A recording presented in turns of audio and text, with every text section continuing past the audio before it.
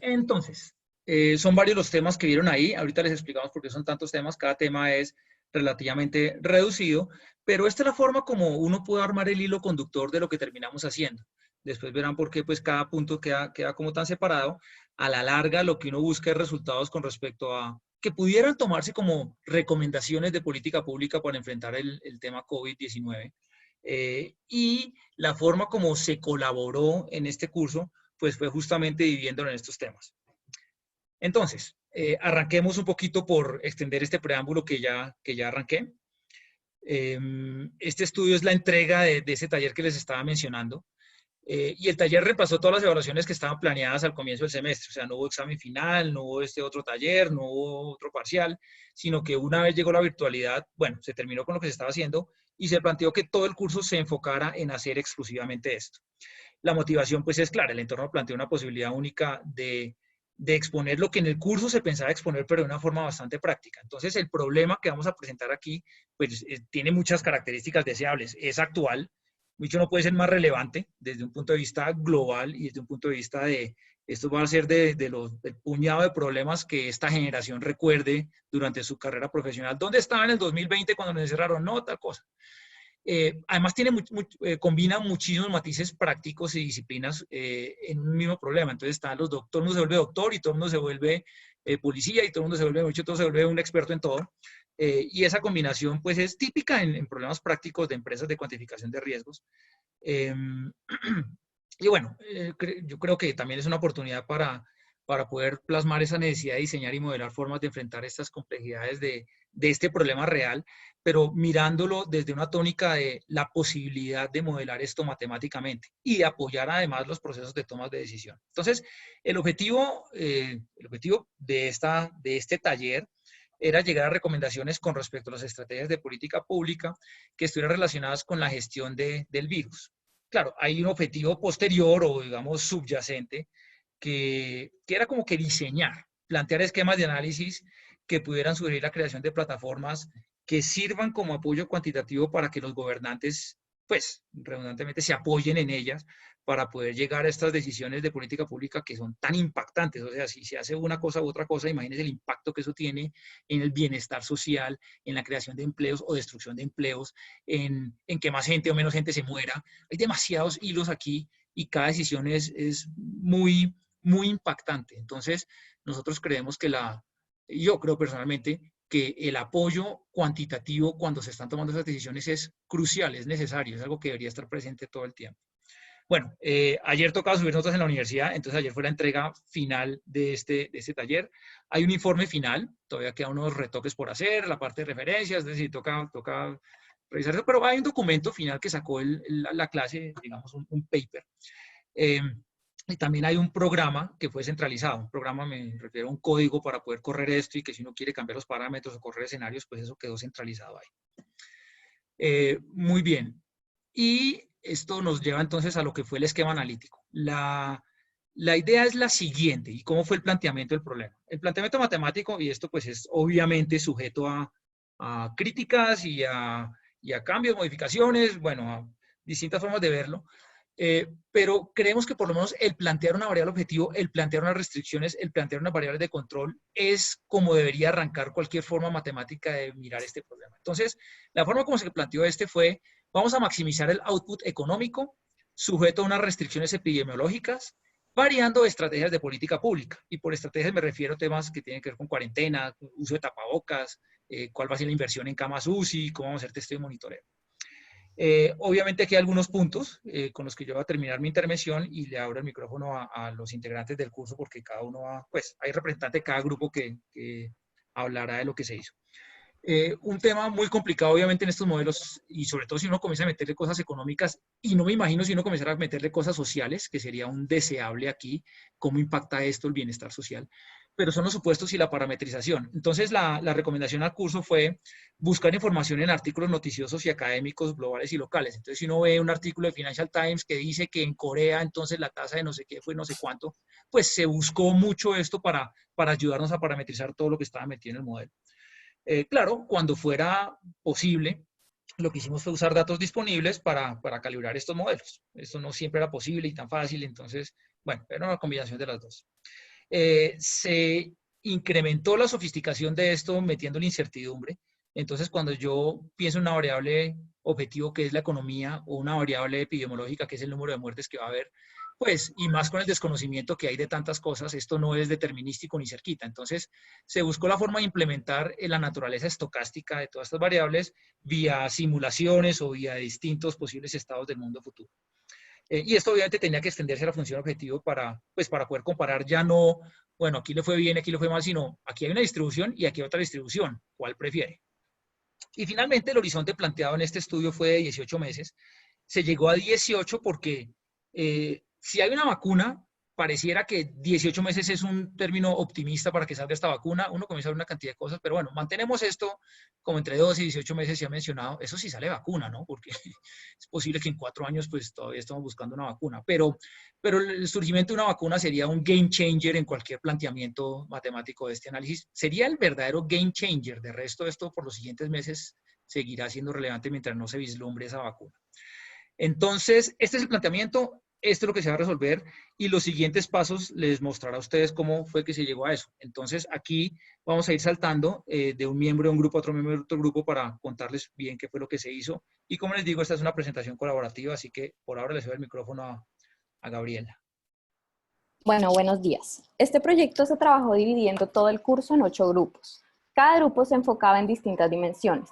Los grupos de la mitad, el grupo Sun Tzu era el grupo centralizador encargado de definir las estrategias posibles del gobierno. Este grupo se apoyó en el grupo Pasteur, que era el que le alimentaba las posibilidades de estrategia. Le decía cómo funcionaba el monitoreo y el testeo para poder llegar así a estrategias reales y prácticas implementables. Los grupos de la izquierda, Duflo, Wenlian y Bow, buscaban proyectar y modelar las variables macroeconómicas, epidemiológicas y de capacidad médica instalada. Adicional a esto, el grupo Duflo tenía la responsabilidad de definir la variable objetivo, dado que era un output económico. Y el grupo Bow tenía la responsabilidad de definir las restricciones epidemiológicas, como por ejemplo, cuántas muertes vamos a tolerar. El grupo BOM está encargado de definir el formato de inputs y outputs con estos grupos, por lo que se ve su retroalimentación.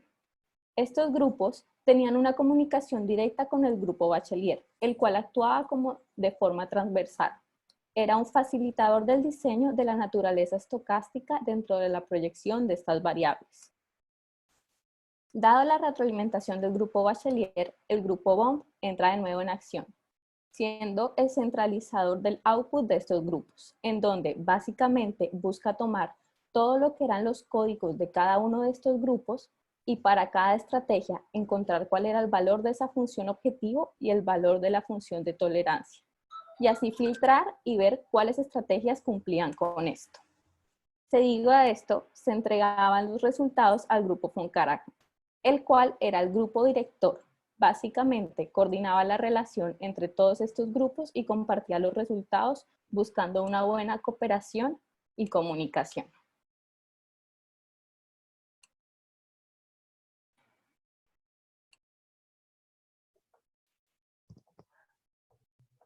Bueno, entonces, para entender qué elementos son importantes al momento de establecer las estrategias de política pública, pues es importante revisar qué se ha hecho en los distintos países del mundo.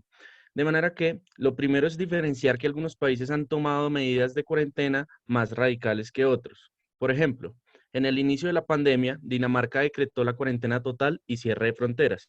Posteriormente fueron relajando estas medidas con la condición de volver a la cuarentena total si los contagios ponen en riesgo el sistema de salud. Por otra parte, Brasil se ha caracterizado por su enfoque laxo en sus medidas frente a la pandemia. En específico, Brasil demoró un poco más de un mes desde su primer caso en cerrar fronteras y aumentar la cantidad de pruebas disponibles diarias. Adicionalmente, el uso del tapabocas sigue siendo fuente de discusión. Por un lado, algunos científicos condicionan su uso para personas con síntomas y no para los asintomáticos, ya que consideran que estos no pueden contagiar. Por el contrario, otros anuncian que su uso debe ser generalizado, ya que se puede evitar contagiar a otras personas y también evitar el contagio propio. Entonces, en algunos países como Singapur, su uso es obligatorio y si alguien se encuentra en un lugar público sin portar el tapabocas, es acreedor de una multa monetaria alta. En términos de testeo, Corea del Sur y Alemania han tomado la iniciativa. En específico, Corea del Sur fue uno de los primeros países en reportar casos de contagio de COVID-19, debido a su alta inversión en capacidad médica y pruebas, derivando en un testeo masivo que permite obtener información sobre el estado actual de la curva de propagación y, acompañado de un monitoreo activo, evitar impactos mayores de la pandemia. Asimismo, Alemania ha llegado al punto de ejecutar 500.000 de pruebas por semana, siendo uno de los referentes mundiales en las medidas contra el COVID-19. También es importante diferenciar entre los distintos tipos de pruebas, como las RT-PCR y las pruebas de anticuerpos. La prueba de RT-PCR es de tipo confirmatoria, mientras que la prueba de anticuerpos no permite descartar a la población no infectada. Adicionalmente, es importante recalcar que la temporalidad con respecto al inicio de los síntomas demuestra que la prueba RT-PCR tiene un mejor rendimiento diagnóstico entre los primeros 7 días del inicio de síntomas, pero las pruebas de anticuerpos mejoran su sensibilidad a partir del día 11.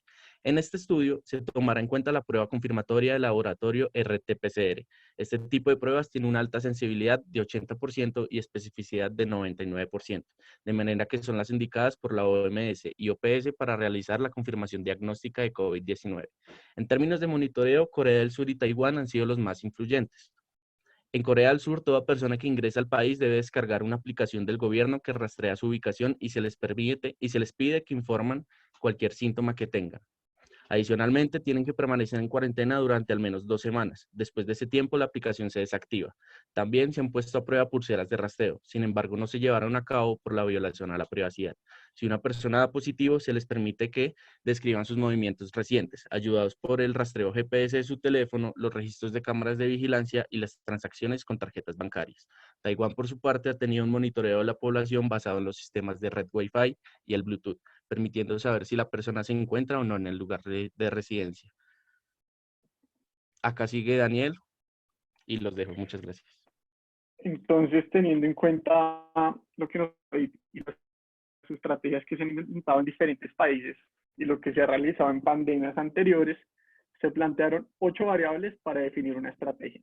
La primera variable, sectores, corresponde a los 8 sectores económicos que agrupan a la población colombiana, donde se define si el sector está abierto o cerrado. Y además se impone un orden de apertura de los sectores, dependiendo de su importancia para preservar la vida, siendo el primer sector el de la medicina, seguido por la agricultura, y el último sector, que sería el de otros, donde se encuentra la población que no es económicamente activa, casi 50% de la población. Más adelante les explicaremos cómo llegamos a estos 8 sectores. La segunda variable, que es cuarentena, se agrupa en 3 niveles, donde un nivel bajo de cuarentena corresponde a 10% de la población, un nivel medio a 50% y un nivel alto a 85%. Después tenemos el enforcement, que modela qué tanto la población cumple la cuarentena. Digamos, en Colombia al principio se cumplió aproximadamente al 5% y a medida que se fue extendiendo la cuarentena, se llegó a un cumplimiento del 70%. Estas 3 variables nos permiten modelar la población libre que estaría expuesta a contagiarse del COVID-19. Posteriormente tenemos la variable de política de higiene, que modela el impacto en la tasa de contagio de R0 de acuerdo al porcentaje de la población que utiliza el tapabocas y la eficacia del tapabocas. Después tenemos 4 variables que corresponden a políticas activas que puede tomar el gobierno para controlar la pandemia. Entonces, el gobierno puede ejercer un mayor impacto al ofrecer más ayudas a sectores económicos, aumentando el gasto público y aumentando su inversión en salud, para así aumentar su capacidad médica instalada y realizar más pruebas. Sin embargo, que este gasto va a afectar el output económico de manera negativa. Por último, tenemos las pruebas VIP, son pruebas RT. Corresponde al número de pruebas diarias que se realizarían en los 18 meses, siendo el valor mínimo de 7.000 pruebas diarias, que fue el promedio realizado durante el mes de mayo. Y el contact tracing es la implementación de sistemas de rastreo para detectar posibles casos de contagio. Con base en estas 2 variables es posible modelar la población identificada, es decir, cuántas personas de las que están enfermas el gobierno conoce. Por lo tanto, mayor inversión, más número de pruebas, mejor implementación del contact tracing y por ende mayor población identificada con COVID-19, se disminuiría la tasa de propagación. Con esto ya terminamos la parte de los elementos de las estrategias y entramos a ver cuáles fueron las estrategias de políticas públicas que se evaluaron. Con estas 8 variables obtuvimos un conjunto de 336 estrategias. Entonces, en la gráfica podemos ver que en el eje X tenemos la población libre. En esta, el gobierno va buscando una liberación económica al dejar más o menos sectores abiertos y exponiendo más personas a posibilidad de contagio. Por otra parte, en el eje Y tenemos 4 niveles en el que el gobierno decide intervenir con un mayor gasto público para mitigar los efectos del COVID-19. Por último, la variable que faltaría aquí sería la política de higiene, que sería como una tercera edición, donde se modela la incertidumbre de la eficacia del tapabocas y cuáles serían los resultados en caso de un alto o bajo compromiso en los colombianos. Ya con las estrategias de políticas públicas definidas, procedemos a ver cómo afectan la capacidad médica a lo largo del tiempo.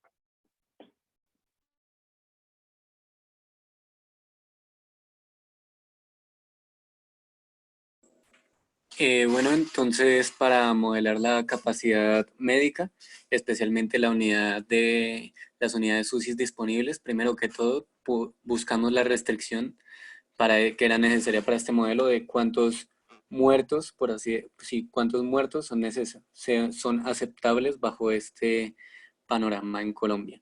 Llegamos a la restricción de que máximo 11.000 muertos en Colombia eran aceptables dentro de este panorama del COVID-19 y obtuvimos este número por medio de encuestas que hicimos tanto a estudiantes de la clase como de la universidad.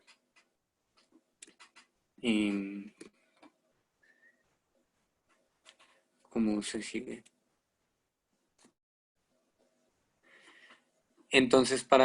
Entonces nuestra idea principal en cómo modelar el gasto de camas es que teniendo ya el presupuesto entero de lo que vamos a gastar en camas, creamos una tasa máxima que es el 30% y por ejemplo en esto sería como tenemos 10.000 camas, por ejemplo la tasa sería 25% y tenemos 10.000 camas para comprar, entonces eso significa que los primeros 4 meses compramos 2.500 camas y luego dejamos de comprar camas. Entonces la tasa a la que nos referimos acá, esta tasa de gasto, es más o menos, por así decirlo, la velocidad de compra de las camas relacionado con el presupuesto total de camas que tenemos. Y depende de cómo y cuando se cierra un sector, esta tasa disminuye porque significa que también tenemos que solventar algunos gastos de esos sectores que están cerrados, entonces la tasa a la que se compran camas cuando las cosas se van cerrando es menor. Acá a la derecha pueden observar la tabla con lo que resta el hecho de que un sector esté cerrado a la tasa de velocidad. Esto lo sacamos de la participación de cada uno de estos sectores en el PIB y lo reescalamos a 30%. Entonces, nuestro proceso para calcular la capacidad médica instalada es que recibimos las estrategias de Sun Tzu. De esas estrategias de Sun Tzu, extraemos qué sectores están abiertos y cerrados, el gasto en salud y el número de pruebas diarias. Y también recibimos un cubo de la TRM que nos da la TRM en cada mes para cada una de las 1.000 simulaciones.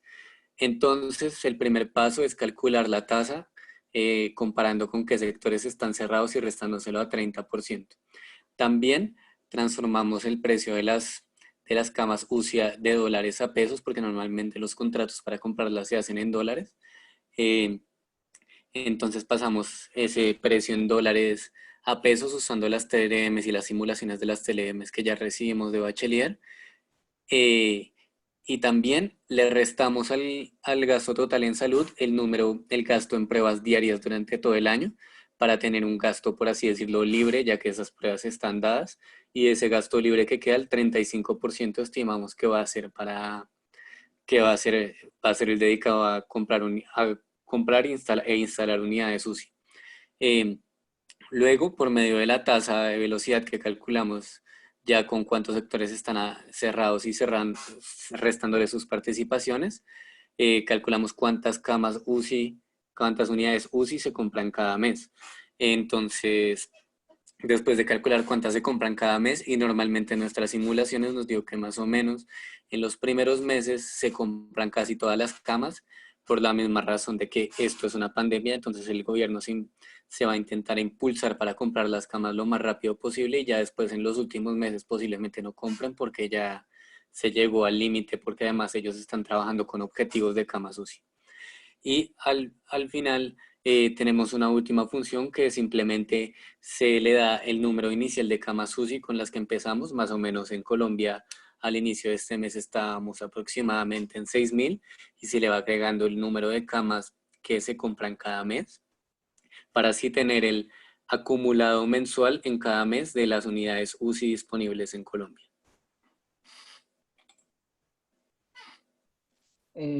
Bueno, entonces para el modelo epidemiológico utilizamos un modelo de la familia tipo CIR. Este es el diagrama que representa el modelo. Suponemos que hay 5 posibles estados. Hay pacientes susceptibles que se contagian a una tasa beta. Estos infectados son infectados leves que pueden volverse críticos en teta días con una probabilidad PIC, o también pueden recuperarse en gamma días con una probabilidad 1 menos PIC. Los pacientes críticos, cuando tienen acceso a cama UCI, suponemos que los pacientes críticos son pacientes que necesitan una cama UCI, pueden morir en 6 días con una probabilidad que denominamos PCD. Si no tienen acceso a cama, el paciente muere en un día. También los pacientes críticos pueden recuperarse en 6 días con una probabilidad que denominamos 1 menos PCD. Pasemos a la siguiente diapositiva. Acá tenemos las 5 ecuaciones que caracterizan el modelo epidemiológico que utilizamos. Aquí es importante resaltar que beta, la tasa de contagio que vemos en la primera ecuación, depende de la estrategia que toma el gobierno, depende de la cuarentena, depende del uso de tapabocas y depende del contact tracing. El contact tracing a su vez también depende de la cantidad de pruebas que se hacen. Pero para cada beta no tenemos un valor fijo asociado a la estrategia, sino una distribución de posibles valores. La probabilidad de morir estando en estado crítico, que denominamos PCD, también tiene una distribución. Esta distribución sí es la misma para cada estrategia. Esto es relevante porque finalmente lo que hacemos es que para cada estrategia vamos tomando valores aleatorios de cada una de estas distribuciones de beta y de PCD para así simular los posibles caminos que puede tener la epidemia 1000 veces y contar con una distribución de posibles valores de muertos. Las camas UCI también entran en el modelo y dependen del tiempo. Estas las recibimos como insumo del grupo voz. Pasemos a la siguiente diapositiva. Acá tenemos los parámetros que son fijos. Suponemos que en promedio un paciente leve tarda en volverse crítico 5 días, en recuperarse tarda 14 días, y los pacientes críticos en promedio tardan en morir o en recuperarse 10 días. La tasa de pacientes infectados leves que pasan a críticos suponemos que es del 2.7%. Pasemos a la siguiente diapositiva. Aquí tenemos a la izquierda un histograma de la distribución de la probabilidad de morir en UCI, ese parámetro que les dije que suponemos que tomaba una distribución. Tomamos el percentil entre el percentil 5 y 95 para eliminar los valores extremos, y para cada uno de estos valores corríamos la simulación. Ahora aquí Juan Diego les va a explicar cómo se descontaba el R0, que R0, recuerden, es beta sobre gamma, realmente lo que se discute mucho en estos modelos para cada estrategia. Sí, con respecto a la tasa de contagio, la función que calcula R0 utiliza solo 2 insumos. Y el primero es una serie de infectados que se asocia al porcentaje de población libre que sale en el periodo de cada serie. Y el segundo es el intervalo en serie del virus. Y el intervalo en serie es una distribución del tiempo en que un contagiado infecta a una segunda persona. Y pues como este intervalo es incierto en alguna medida, nosotros incluimos todos los periodos dentro de un intervalo de confianza que encontramos pues en la literatura. Y bueno, así se obtiene una distribución de R0 asociada a la cantidad de gente que sale a la calle. Luego, las distribuciones ya calculadas se descuentan de acuerdo con la proporción de uso de tapabocas y el nivel de rastreo a la población infectada. También los factores de descuento que se utilizan se calibran con base a un paper que considera el efecto conjunto o agregado del uso de tapabocas y rastreo a personas. Y por último, en la diapositiva anterior se puede ver como una distribución de R0 cuando sale el 65% de la población. Y pues esta es una estrategia más o menos laxa, dado que todos los sectores, en este caso, son libres y hay una cuarentena moderada de alrededor del 50%.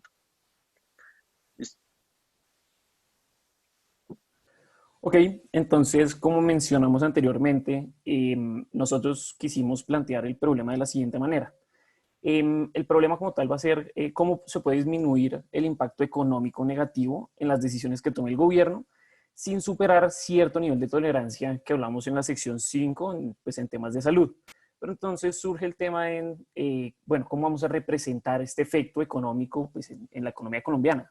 Entonces, pues es intuitivo pensar en el PIB, pero pues surge el problema que este indicador representa pues en mayor medida las empresas con mayor capacidad adquisitiva y no es equitativo con, pues, con todos los actores que se ven afectados en sí por la economía. Entonces decidimos representar la economía como el efecto conjunto de todas las actividades económicas que vamos a agrupar en diferentes sectores que ya explicaré más adelante. Entonces, pues es importante hacer esta agrupación por sectores porque el efecto económico del virus pues, va a depender del sector. Teniendo en cuenta lo anterior, entonces vamos a definir 3 rubros principales. El primero va a ser la tasa de ocupación por sector, que es cuánta gente está empleada por sector, que pues este rubro representa como algo mucho más equitativo para toda la población colombiana. El segundo rubro será la variación en el consumo con respecto a una situación normal en cada sector. Y el tercero es cuánto le cuesta al gobierno cubrir la emergencia. Entonces, esto va a variar dependiendo de la estrategia que se tome. Pues, cada tasa de ocupación, cada variación en el consumo por sector y el costo del gobierno va a variar dependiendo de la estrategia que se tome. Entonces, los primeros 2 rubros pues, se van a ver afectados por cuántas personas están libres en cada sector. Y el último rubro pues, va a ser cuánto va a pagar el gobierno en cada estrategia. Entonces, si quieres avanzar, Gabriela. Nosotros definimos entonces, pues agrupamos las actividades económicas en estos 8 sectores que ven acá y nosotros vamos a utilizar para representar la parte económica los 6 sectores, los primeros 6 sectores que ven acá, ya que estos fueron los que tuvieron un impacto negativo en su economía. Entonces, si quieres, pasa. Y bueno, entonces todo lo que nosotros quisimos hacer fue agrupar estos 3 rubros y hacer una sola función que representara la economía como tal. Pero entonces no sería justo que el peso que tuviera cada rubro dependiera de los órdenes de magnitud que hubiese. Entonces decidimos estandarizar los valores que tuvieran estos rubros entre números de entre 0 y 1, donde 0 será la situación más negativa del rubro y 1 será la situación más positiva. Entonces vamos a representar el valor de la economía como tal para cada mes de la siguiente manera. ¿Cuál es el aporte del rubro que le vamos a dar a la ocupación en nuestra variable? Y esta ocupación la vamos a representar como pues, el total de ocupación en Colombia, la sumatoria de la ocupación de todos los sectores en Colombia. Después vamos a agregarle cuánto pesa la variable de variación en el consumo en nuestra variable objetivo. Y vamos a representar este consumo como la sumatoria de la variación del consumo respecto a una situación normal para todos los sectores. Vamos a hacer una ponderación de esto dependiendo de cuánto aporta cada sector al PIB. Y por último, pues vamos a evaluar cuánto pesa el gasto del gobierno, cuánto le cuesta al gobierno implementar cada estrategia. Y pues vamos a incluir este costo en la variable objetivo. Finalmente, pues nuestra función objetivo como tal, lo que va a definir cuánto vale la variable para cada estrategia, va a ser el promedio del valor de este UDT en el horizonte de tiempo definido, que en este caso utilizamos 18 meses. Entonces, pues si se cumplen las restricciones en ciertas estrategias, la que va a definir cuál es la mejor estrategia es la que tenga mayor valor en esta función objetivo. Entonces, si quieres, pasa. Entonces, ¿cómo vamos a definir la ocupación y cómo vamos a hacer las proyecciones de ocupación? Pues vamos a tomar cuál es la actual ocupación de cada sector, haciendo el agregado de las actividades que hacen parte de cada sector, y vamos a dividir los sectores en dos, unos sectores muy vulnerables y otros poco vulnerables. Esto pues lo tomamos de un paper que hizo Marcela Eslava, donde define pues unos sectores que se van a ver pues que son mucho más vulnerables al efecto del coronavirus y otros que no son tan vulnerables como los otros. Teniendo en cuenta esto, vamos a definir una tasa de destrucción laboral y una tasa de recuperación laboral dependiendo de esta vulnerabilidad. Entonces, si pasa un mes en que un sector está cerrado, pues la tasa de destrucción va a aumentar dependiendo de si es vulnerable o no vulnerable.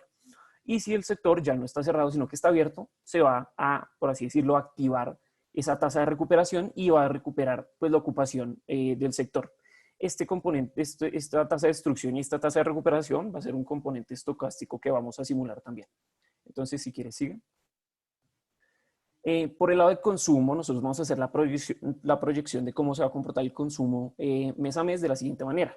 Tenemos cuál fue la variación del consumo en abril con respecto pues, a una situación normal. Tengamos en cuenta que en abril todos los sectores estaban cerrados porque todos estaban en cuarentena. Entonces vamos a tomar como la guía. Y vamos a definir diferentes tiempos de recuperación. Cuánto se va a demorar la economía pues, en volver a una situación normal, por así decirlo. Entonces vamos a definir estos tres diferentes horizontes de 6, 9 y 18 meses. Entonces, ¿cuál sería la variación en el consumo para cada mes? Pues sería la variación en el consumo que hubo en abril por pues, cuánto tiempo dura en recuperarse. Es decir, si en abril cayó 60% y el tiempo de recuperación son 6 meses, cada mes que pase pues va a recuperarse 10%. ¿Listo? Entonces, pues el valor en el siguiente mes sería 50%, después 40%, perdón, sería 40%, después 50%, después 60%, etc. Finalmente, pues, bueno, ¿cómo va a aportar cada rubro en nuestra variable de economía? Entonces, lo que hicimos fue hacer una encuesta interna utilizando la metodología de SATI de comparación por pares, donde se le preguntó a los partícipes, bueno, ¿qué variable pesa más que otra? Y el resultado fue que definimos que el desempleo, es decir, la tasa de ocupación, pesará 51% de nuestra variable objetivo, el consumo 38% y el gasto del gobierno 11%. Lo que termina sucediendo es que vamos a querer maximizar esta variable que les mostramos, teniendo en cuenta la restricción pues, de que no se pueden morir más de 11,000 personas. Entonces, pues la estrategia que vamos a tomar es la que maximiza esta función objetivo sin superar pues esa restricción. Bueno, entonces retomando lo que dijo Diego al principio de que hubo un factor estocástico y un diseño de escenarios, lo que se hizo fue que en un primer momento se hace una parte estocástica en la parte de tasa de cambio, lo que se dijo, posteriormente algo estocástico en la parte del beta en los contagios, y por último tomamos una aproximación estocástica al tiempo de recuperación del consumo y a la ocupación.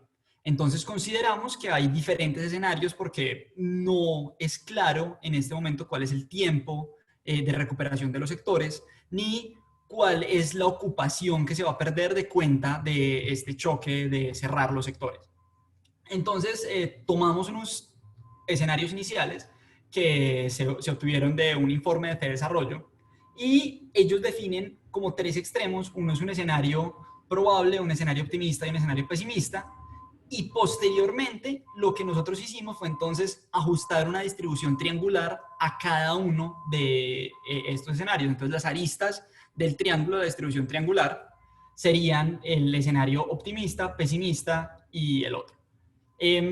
Después obtuvimos 3 percentiles, entonces el percentil 33, 66 y 100%, y dado que esos 3 percentiles cumplen, que ambos son la masa de probabilidad que hay en cada uno de ellos es la misma, definimos un punto representativo de tal forma de que ese escenario representativo fuese equiprobable a los otros dos escenarios representativos. Creo que esto lo podemos ver mejor en una gráfica. Gabriela. Listo. Entonces ahí, como pueden ver, lo que se hace es que se toma el 33% de la distribución, se saca la media de ese 33% y ese sería un escenario representativo para ese primer 33%. Se hace lo mismo para los siguientes y el resultado son 3 escenarios representativos equiprobables. Entonces, esto se hace tanto para la parte de ocupación como para la parte de consumo que se expresó anteriormente. Y lo que hacemos es que sacamos de manera aleatoria cada 3 meses uno de estos casos. Entonces, al final lo que uno queda es con una serie de simulaciones de posibles trayectorias que toma el consumo y la ocupación. Adicionalmente, no creemos que la variable objetivo fuese suficiente, sino que había que tener alguna noción de riesgo para darle importancia a los valores extremos. Por lo tanto, se calibró una función de utilidad de tal forma que hubiese un parámetro de aversión al riesgo y pues era deseable que ese parámetro, que esa función funcionase bien con los valores entre 0 y 1, que fue la normalización que se hizo sobre la variable objetivo. Para hacer la calibración de esta variable, de esta función de utilidad, que enseguida les voy a mostrar, lo que se hizo fue una encuesta y la encuesta planteaba a los participantes de la encuesta 3 escenarios, uno malo, uno bueno y uno medio, y tratábamos de encontrar el equivalente de certeza entre el medio y los dos extremos. La función tenía una forma entonces de menos e a la menos alfa x, donde x sería un número entre 0 y 1. Alfa un parámetro de aversión al riesgo. Se escogió esta porque cumplía las características deseables que expusimos anteriormente y tenía un parámetro de aversión al riesgo constante. Entonces lo que se hizo fue calibrar para cada uno de los 3 elementos, el consumo, la ocupación y el gasto del gobierno, y posteriormente se hizo un promedio ponderado de estos alfas, dados los betas que se encontraron en el modelo SATI. Entonces al final quedamos con lo siguiente, Gabriel. Quedamos con un parámetro de aversión al riesgo total de 0.08 y pues unos parámetros para el consumo, ocupación y gasto público diferentes. Se puede ver claramente que en gasto público las personas eran más aversas al riesgo, en consumo eran menos aversas al riesgo y la ocupación era como un punto medio. Sin embargo, el beta para la ocupación era el más alto, entonces el parámetro final está claramente tirado hacia la ocupación. Bueno. Bueno, para explicar lo de la corrida del modelo y los resultados centralizados, primero tenemos que tener en cuenta que hay como 2 caminos de flujos de datos. El primero es que a partir de los parámetros de las estrategias se modelan camas UCI y también se modela el modelo SIR, teniendo en cuenta que las camas UCI entran como un input al modelo SIR. Y por otro lado, los parámetros de las estrategias también nos generan la variable objetivo y a la que después se le aplica la función de utilidad. Es importante tener en cuenta que para cada estrategia se hicieron 1000 simulaciones, por lo que modificamos un poco la restricción de la tolerancia sobre 11.000 muertos en todo el horizonte de tiempo y lo dejamos de tal manera que la probabilidad de superar estos 11.000 muertos en una estrategia no sea mayor al 5%. Cuando aplicamos la restricción, da como resultado que 248 estrategias de las 336 cumplen con esta restricción. Ya optimizando pues de la función de utilidad sobre estas 248, tenemos entonces nuestra estrategia óptima. Básicamente se caracteriza por mantener los principales sectores económicos abiertos, en otros sí mantenerlos cerrados. Un número de pruebas en promedio de 7.000, que fue lo que se hizo en mayo, sin contact tracing, con un alto enforcement, alto uso de tapabocas y una población libre que no supere el 50%. Entonces en la tabla de la derecha ven más o menos la proyección de las variables resultado de las funciones explicadas previamente a lo largo del horizonte de tiempo. Digamos, es interesante ver la infraestructura en camas UCI, que tiene un incremento casi del 84%, y que las muertes en promedio no superan los 2.800 casos.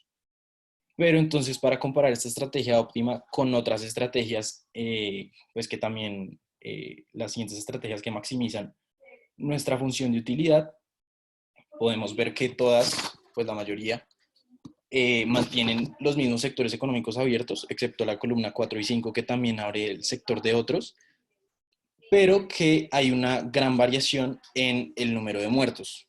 Entonces, eso se puede, ahí uno encuentra resultados interesantes en los parámetros de las estrategias. Por ejemplo, si comparamos la columna 1 y la 2, vemos que hay menos población libre en la 2, pero que hay también menos enforcement y menos uso de tapabocas, lo que pudo incrementar el número de muertes.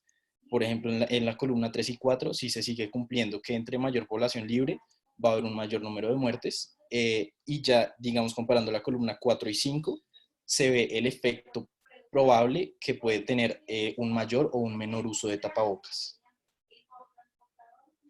En otros resultados, digamos, podemos ver en esta gráfica que, pues como es de esperar, entre una mayor población libre, pues dada la estrategia, se espera que en promedio, pues el número de muertos se incremente bastante, y en las dos líneas de correlación que pueden ver, se ve que el efecto del uso de tapabocas alto reduce considerablemente el número de muertos. Por otro lado, en cuanto a los sectores económicos, se puede ver que entre más sectores estén abiertos, se incrementa el output económico esperado, pero entre más sectores económicos abiertos también se incrementa el número de muertos. Nuestra estrategia maximizadora pues mantiene unos parámetros de salubridad que nos permite maximizar el output económico, pero manteniendo pues estas políticas públicas de higiene pues bastante estrictas.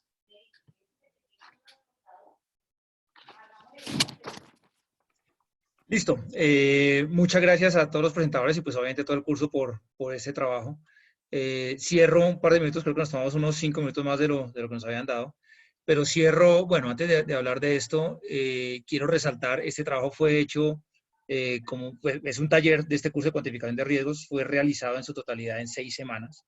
Y el esfuerzo que han puesto todos, pues quiero resaltarlo aquí en el seminario, ha sido impresionante. Yo creo que la colaboración y el punto de vista colaborativo que en mi experiencia como profesor, pues no había experimentado, creo que fue una experiencia supremamente enriquecedora. Y pues entonces aquí extiendo una felicitación y un agradecimiento a todos los participantes del curso por el trabajo que realizaron.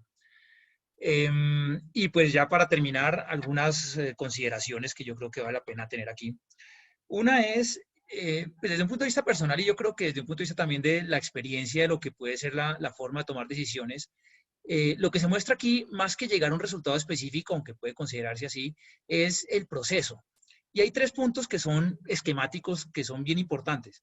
Definir una función objetivo, definir las restricciones y definir las estrategias plausibles. Entonces aquí la restricción es que no pueden más de 11.000 muertos con una probabilidad. ¿Listo? ¿De dónde salió eso? Pues eso es difícil, en fin.